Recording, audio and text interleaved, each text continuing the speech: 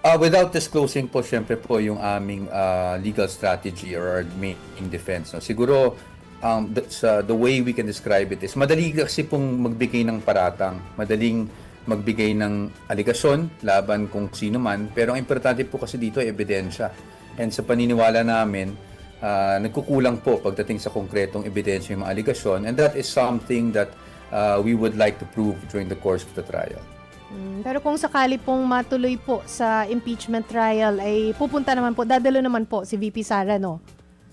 Kung kinakailangan po, syempre po bilang mga abogado, we will be the ones to evaluate as the developments come, and kami naman po ang mag-a-advise sa ating Vice Presidente kung sa tingin namin na kailangan niya dumalo. Pero alam din po natin, attorney, na kapag ganito naman na impeachment cases, numbers game po ito eh.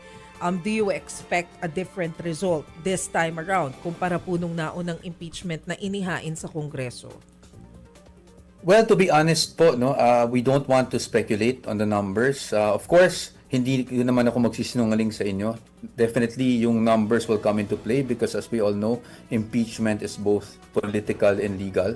So pagdating naman po sa numero, we really don't want to speculate at this point. Ang trabaho lang po ng legal team is to present the best defense we can for the Vice President and give the benefit of the doubt sa ating mga representatives, and even kung umabot man to sa Senate, to our senator judges to decide based on the evidence. Same legal team po ang hahawak ng kaso ni VP Sara, sir?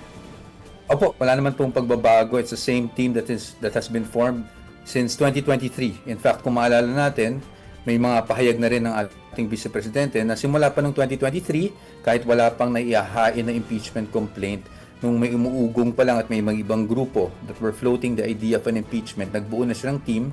So the team is intact and it will be the same team po for the upcoming impeachment complaints.